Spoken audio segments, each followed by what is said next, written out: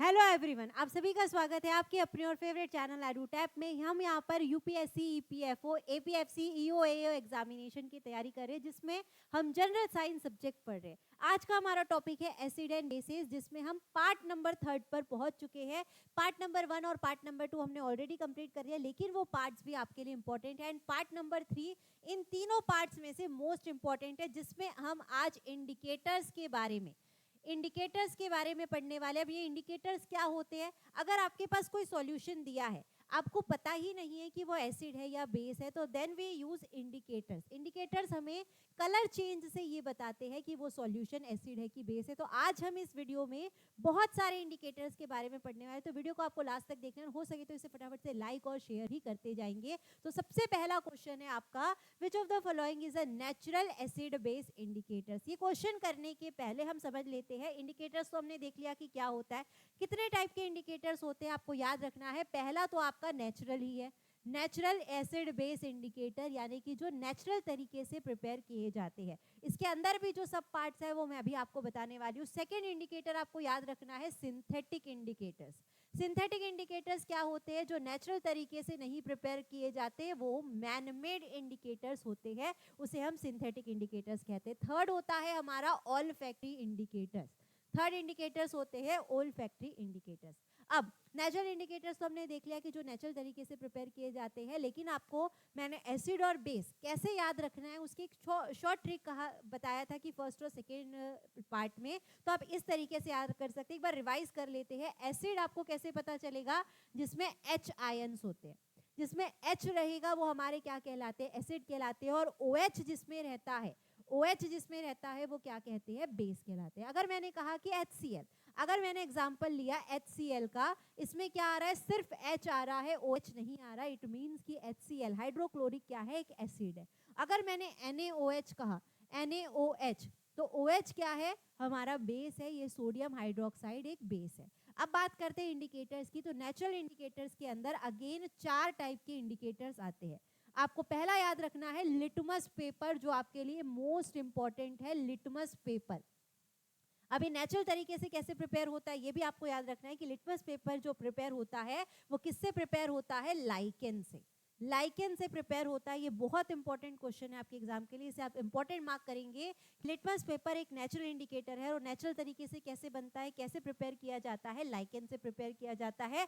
Lichen जो है उसके अंदर एल्गी और फंगस रहता है। एल्गी और फंगस क्या है? एक नेचुरल अकरिंग एनिमल्स है, नेचुरल अकरिंग माइक्रो ऑर्गेनिजम्स है, इसीलिए इसे क्या कहा जाता है? नेचुरल इंडिकेटर कहा जाता है। सेकेंड आपको नेचुरल इंडिकेटर याद रखना है टर्मरिक। टर्मरिक हम डेली यूज करते हैं। टर्मरिक सभी को पता है कि टर्मरिक एक नेचुरल इंडिकेटर है, नेचुरल तरीके से प्रिपेयर की जाती है। थर्ड आपको याद रखना है रेड कैबेज जूस। थर्ड आपको याद रखना है रेड कैबेज जूस। फोर्थ आपको याद रखना है China rose petals. China rose petals. ये चारों जो है ये क्या है? आपके नेचुरल एसिड बेस इंडिकेटर्स है।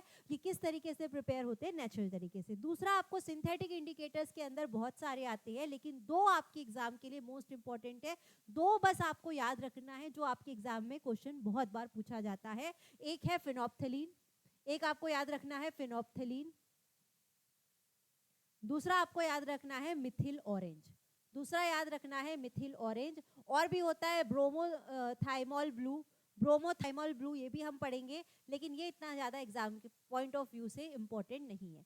अगर अब मैं ऑल फैक्ट्री इंडिकेटर्स की बात करूं, तो ऑल फैक्ट्री इंडिकेटर्स जो है ये दोनों से बहुत अलग है। नेचुरल और सिंथेटिक इंडिकेटर्स क्या करते हैं? कलर चेंज से वो ये बताते हैं कि वो एसिड है कि बेस है। नेचुरल और सिंथेटिक इंडिकेटर्स क्या बताते हैं? कलर चेंज करके। अभी मैं सारी बातें आपको, पूरा वीडियो अगर आप लास्ट तक देखते हैं तो कैसे कैसे कलर चेंज कौन कौन से इंडिकेटर से होते हैं पूरा आपको समझ में आ जाएगा। तो नेचुरल और सिंथेटिक इंडिकेटर्स जो है वो कलर चेंज से बताते हैं कि वो एसिड है कि बेस है।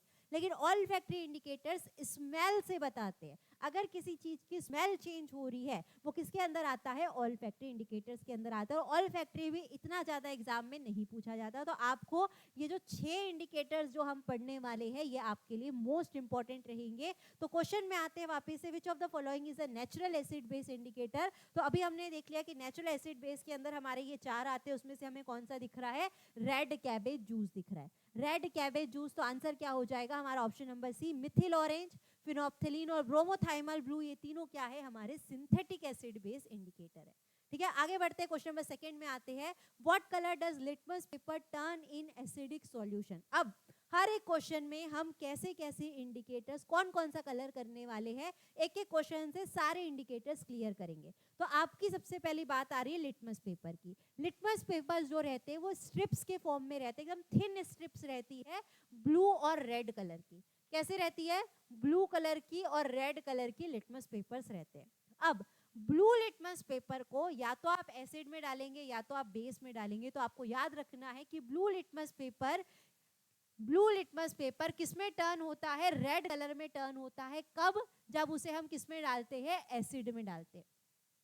Blue litmus paper turns into red colour when it put down in acid. तो आपको याद रखना है कि जैसे ही आपने ब्लू वाले लिटमस पेपर को एसिड में डाला, ब्लू लिटमस पेपर को जैसे ही आपने एसिड में डिप किया तो वो किस में बदल जाता है, रेड कलर में। तो उसको याद करना आपको बहुत आसान है, BAR से आप याद रख सकते हैं, BAR से आप याद रख सकते हैं, ब्लू, एसिड और रेड। तो blue in asset turns red, ये इस तरीके से आप याद रख सकते हैं, क्योंकि एग्जाम में ये बहुत ज्यादा कंफ्यूजिंग होता है। हम कई बार कंफ्यूज हो जाते हैं एग्जाम में क्वेश्चन देख के कि ब्लू रेड में होता है, रेड ब्लू में, किस में होता है ये हम भूल जाते हैं। तो बार से आप याद रख सकते हैं कि ब्लू जो है वो किस में बदलता है, रेड में बदलता है, एसिड में।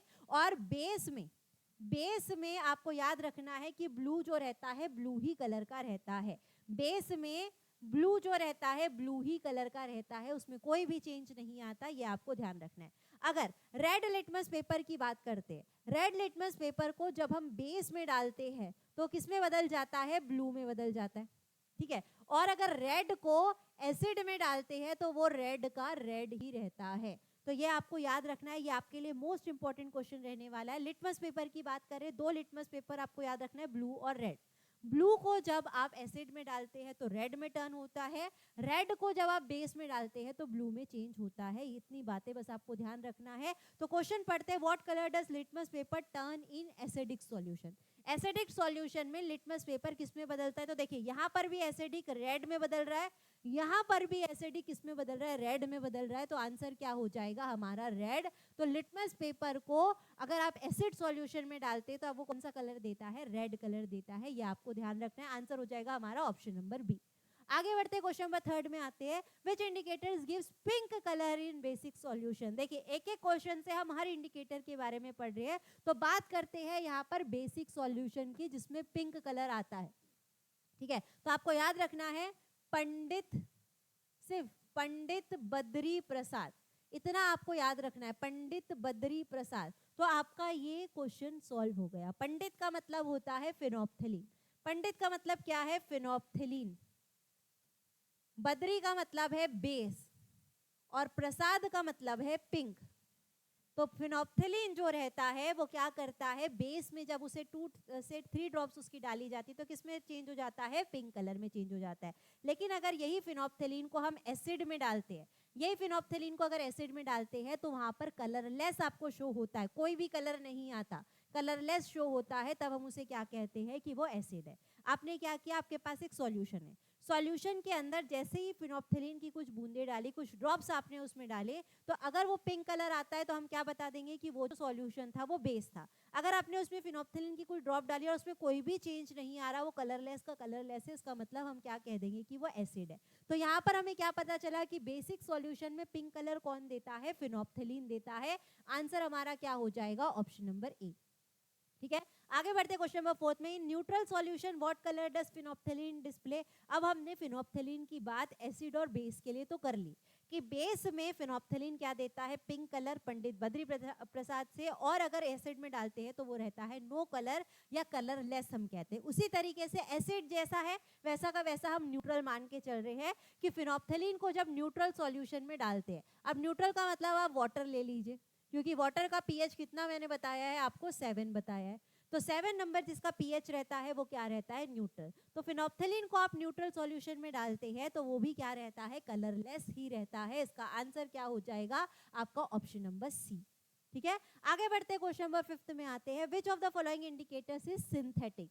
अब बात करते हैं सिंथेटिक इंडिकेटर्स की। तो सिंथेटिक इंडिकेटर्स हमने 2 तो ऑलरेडी पढ़ चुके हैं, 3 आपको वैसे याद रखना है। पहला है आपका फिनोप्थेलिन, दूसरा है मिथिल ऑरेंज, तीसरा है आपका ब्रोमोथाइमोल ब्रू। तो देख लीजिए इसमें आपको कौन सा दिख रहा है, मिथिल ऑरेंज दिख रहा है। इसका आंसर क्या हो जाएगा हमारा मिथिल ऑरेंज। देखिए कितनी इजीली हम अपने आंसर में पहुंच चुके हैं। टर्मरिक, रेड कैबेज और चाइना रोज पेटल, ये तीनों हमारे क्या है, नेचुरल इंडिकेटर है। तो मिथिल ऑरेंज हमारा क्या हो जाएगा, सिंथेटिक इंडिकेटर। आगे बढ़ते क्वेश्चन नंबर 6 में। What is the colour of litmus in neutral solution. अब ये क्वेश्चन में फंस सकते हैं आप। जैसे कि हमने न्यूट्रल का फिनोप्थेलिन वाला देखा तो कलरलेस हो गया, कि जैसा एसिड में था वैसे ही न्यूट्रल में हो गया फिनोप्थेलिन का। लेकिन यहाँ पर लिटमस की बात अलग है। लिटमस का जो सॉल्यूशन रहता है, लिटमस का जो सॉल्यूशन रहता है, इनिशियली उसका कलर कौन सा रहता है, पर्पल। याद रखना है, ये भूल जाते हैं बहुत सारे बच्चे। मोस्ट इंपॉर्टेंट क्वेश्चन है कि लिटमस सॉल्यूशन जो रहता है इनिशियली जब वो बनता है लाइकेन से, तो वो कौन से कलर का रहता है, पर्पल कलर का। बाद में जब उसकी स्ट्रिप्स वगैरह बनती तब वो ब्लू और रेड होता है। तो जब लिटमस को हम न्यूट्रल सॉल्यूशन में डालते हैं, लिटमस को जब न्यूट्रल सॉल्यूशन में डालते हैं तो पहले भी वो पर्पल कलर का रहता है और बाद में भी क्या रहेगा, पर्पल कलर का। आंसर क्या हो जाएगा इसका, डी, पर्पल। ठीक है, यहाँ पर बहुत सारे बच्चे रॉन्ग करके आते हैं, आपको ये ध्यान रखना है, आपको ये गलती नहीं करके आना है। आगे बढ़ते क्वेश्चन नंबर 7 में। What colour does Mithil orange turn in basic solution. अब बात आती है मिथिल ऑरेंज की। मिथिल ऑरेंज का कलर चेंज देख लेते हैं। मिथिल ऑरेंज की अगर बात करें तो मिथिल ऑरेंज इनिशियली जब ये बनता है तो ऑरेंज ही कलर का रहता है। वैसे भी हमें नाम से समझ आ रहा है कि इनिशियली ये कैसा रहेगा, ऑरेंज कलर का। लेकिन जैसे ही हम उसे एसिड में डालते हैं तो वो आ जाता है रेड ब्राउन कलर, थोड़ा सा रेडिश ब्राउन कलर आता है।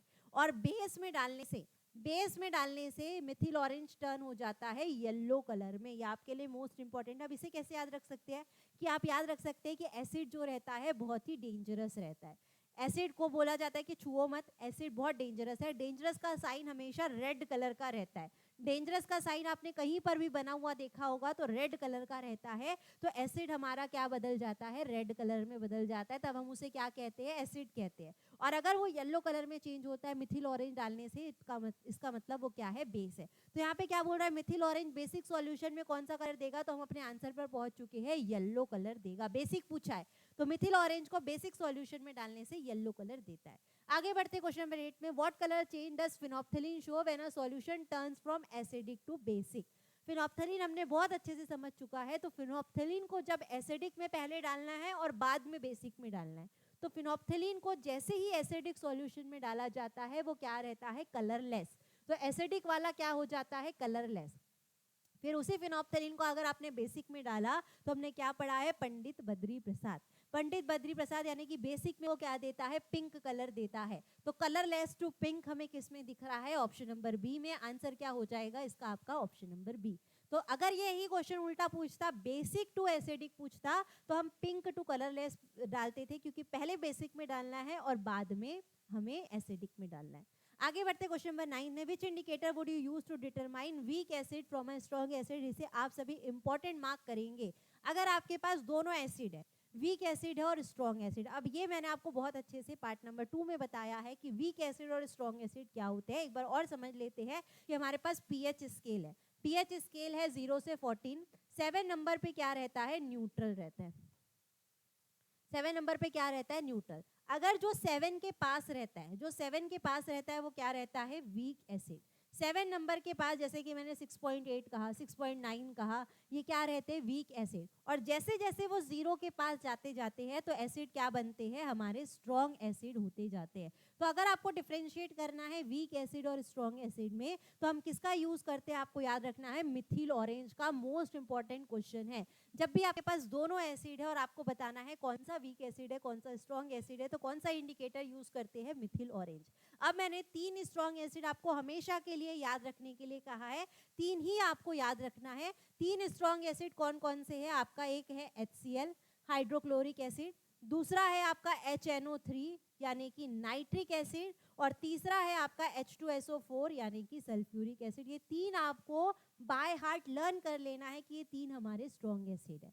ठीक है, आगे बढ़ते हैं। ये आज का हमारा लास्ट क्वेश्चन रहेगा, question number 10। When turmeric is mixed with soap solution what colour change occurs. ये आपके लिए इंपॉर्टेंट क्वेश्चन रहेगा। टर्मरिक के ऊपर बहुत सारे बच्चे कंफ्यूज होते हैं। टर्मरिक जो रहती है इनिशियली सभी को पता है येलो कलर की रहती है। टर्मरिक की अगर बात करते हैं ये क्या रहती है, येलो कलर की रहती है। जैसे ही हम इसे एसिड में डालते हैं, जैसे ही हम टर्मरिक को एसिड में डालते हैं तो वो जो इनिशियल कलर रहता है वैसा का वैसा ही रहता है, येलो का येलो ही रहता है। तो यहाँ पर बच्चे कंफ्यूज क्या होते हैं कि मैंने कहा कि वैसा का वैसा ही रहता है, तो वो ये सोचते हैं कि एसिड जो है वो कलरलेस हो जाता है। हम वैसा का वैसा क्या बोल रहे हैं, कलरलेस, लेकिन ऐसा नहीं है, क्योंकि टर्मरिक पहले येलो कलर की थी। वैसा का वैसा ही रहने का मतलब है कि वो पहले भी येलो थी और बाद में भी येलो ही रहेगी, तो एसिड में डालने पर वो होता है येलो कलर। लेकिन अगर उसे बेस में डालते हैं, बेस में डालते हैं तो कौन सा कलर शो करता है, रेड कलर शो करता है।